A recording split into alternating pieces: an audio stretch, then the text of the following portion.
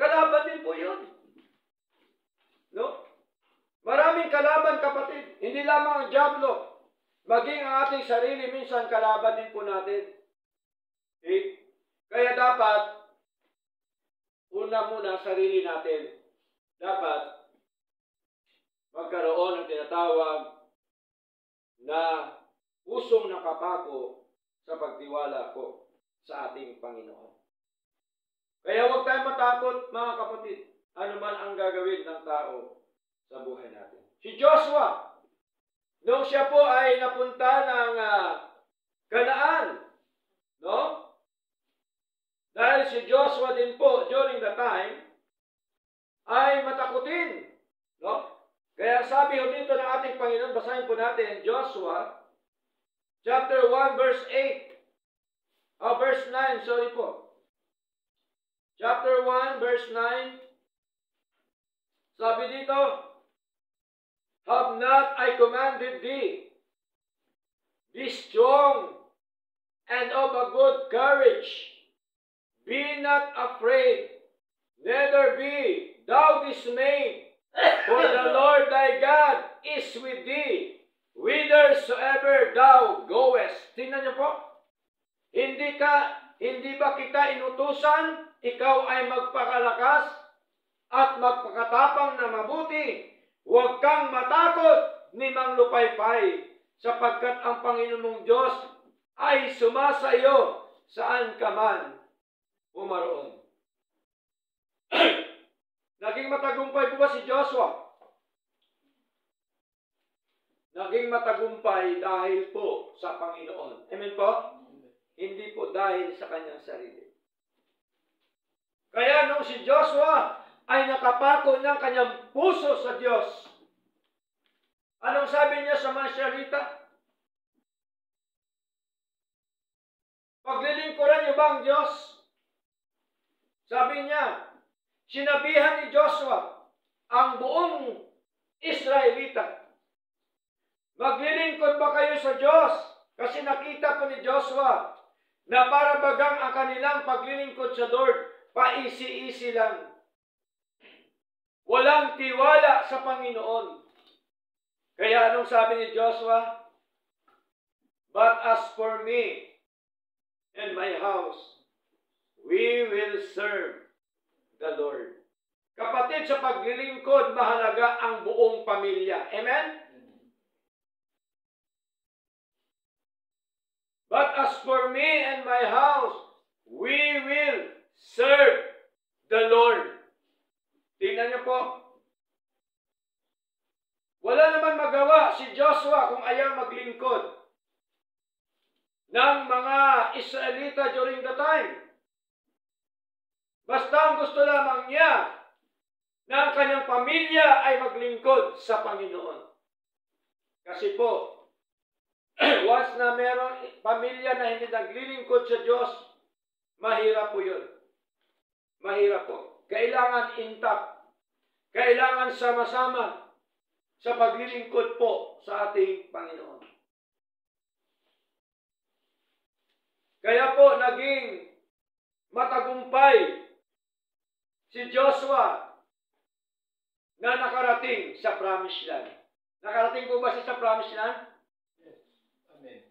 Nakarating. Sino kasama niya nakarating? Si Joshua at saka si Caleb. Tingnan niyo po mga kapatid. At saka yung mga ibang Israelita na nagtiwala sa ating Panginoon.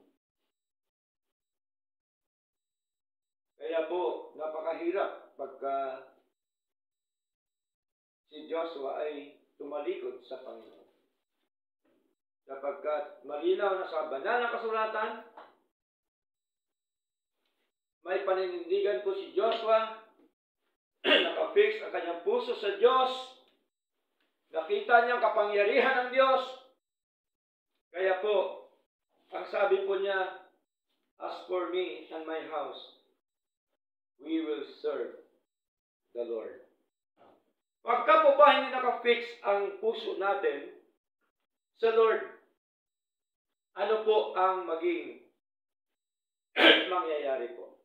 Ito po maging mangyayari mga kapatid. Basahin po natin. Aklat po ng Matthew chapter 24. Okay? Sorry po. Matthew chapter 7. Wala mga kapatid. Matthew chapter 7 verse 24. Therefore, whosoever heareth these sayings of mine, and doeth them, I will liken him unto a wise man, which built in his house upon a rock. Verse 25. And the rain descended, and the floods came, and the winds blew, and beat upon the house, and it fell not, for it was founded upon a rock. Verse 26. And everyone that heareth these sayings of mine, and doeth them not, shall be likened unto a foolish man, which built his house upon the sand.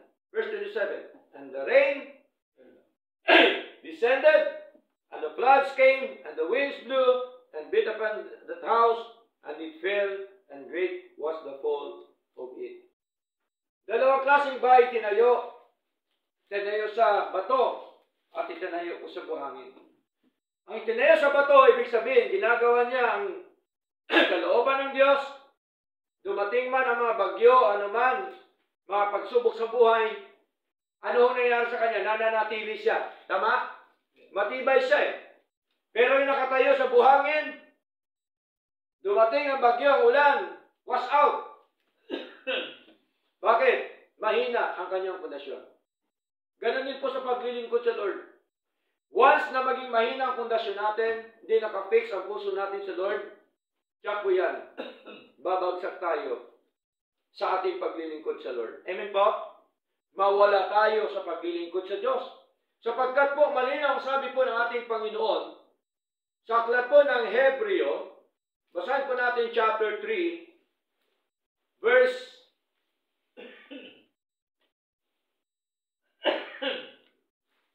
basahin po natin mga kapatid. Hebreo chapter 10. Sorry po, chapter 10. Verse 31. Anong sabi? It is a fearful thing to fall into the hands of the living God. Kakilakilabot na bagay ang mahulog sa mga kamay ng Diyos na buhay. Ibig sabihin, yung iyong pagtalikod, pagkawala sa gawain, kakilakilabot ang sabi po ng ating Panginoon. Bakit? Kasi po, may tendency na ikaw ay mapariwara, may tendency na ikaw ay mapahamak dito po sa lupa na iyo pong ginagalawan. Kaya napakahalaga po mga kapatid na ang ating puso dapat nakafix po yan sa ating Panginoon. Okay? So dito na po tayo sa conclusion ngayon. Mahaba po ito pero tiniklian na po natin mga kapatid. Tandaan po natin sa sitwasyon ni Paul. Dahil po nakafix ang kanyang puso, Acts chapter 20, verse 24. Basahin po natin, Acts chapter 20, verse 24. Sabi po dito, But none of these things move me, neither count I my life dear unto myself, so that I might finish my course with joy, and the ministry which I have received of the Lord Jesus, to testify the gospel of the grace of God. Naging matagumpay po ba ang pagmiministeryo ni Pablo? Naging matagumpay po ba kanyang buhay? Sapagkat nasabi niya, datapat hindi ko minamahal ang aking buhay. Nawaring sa akin ay mahalaga. Maganap ko lamang ang aking tungkulin at ang ministeryong tinanggap ko sa Panginoong Hesus na magpatotoo ng Ebanghelyo ng biyaya ng Diyos. Kapatid, sa paglilingkod, dapat nakafix ang puso po natin, sapagkat once na nakafix ang puso natin sa Lord, nauna po natin ang Diyos sa buhay po natin. Lagi nating inuuna ang kalooban po ng ating Panginoon. Katulad po ni Pablo, nabubuhay siya. Pero hindi rin niya yung pinahalagan. Ang pinahalagan niya yung Diyos. Amen? Yung ministeryo ng Panginoon. Kaya po, naging matagumpay ang ating Diyos na buhay. Gusto ba natin tagumpay sa buhay? Amen. Siyempre, kahit sinong tatanungin mo, gusto maging matagumpay sa buhay. Ang naging problema, pagka sinabi na ni Lord na maglingkod sa Kanya, maraming ayaw na maglingkod sa Kanya. Paano maging matagumpay ang buhay mo? Ayaw mo mga maglingkod sa Lord. Tama? Kaya, ang sekreto po ng katagumpayan sa ating Panginoon, yung ating i-fix ang ating puso sa pagtiwala po sa ating Panginoon, at dapat maging matatag na itatag ang ating puso sa biyaya po ng ating Panginoon. 4 po na bagay, bago tayo magtapos, na dapat gawin ng isang anak ng Diyos. He shall not afraid of evil tidings. Huwag tayo matakot. Ano man mangyari sa ating paligid. Tama? Ano man mangyari sa buhay po natin, nandyan po si Lord. Lagi natin ilagay sa puso natin na nandyan po yung ating Panginoon. His heart is fixed and trusting God. Nakapako dapat ang puso natin sa Panginoon. Number 3, His heart is established by the grace of God. Natatag dapat ang ating mga puso sa biyaya po ng Diyos. Number 4, He will not afraid of what people to do Him. Hindi tayo matakot, huwag tayong matakot, anuman ang gagawin ng tao po sa atin. Dapat lamang po tayo matakot sa Diyos, hindi po sa mga tao. Amen po? Purihin po Panginoon, nawa, pinagpala po tayo mga salita po ng Diyos, at sa Kanya po ang lahat ng karangalan at karangalan. Tayo lahat po itumayo.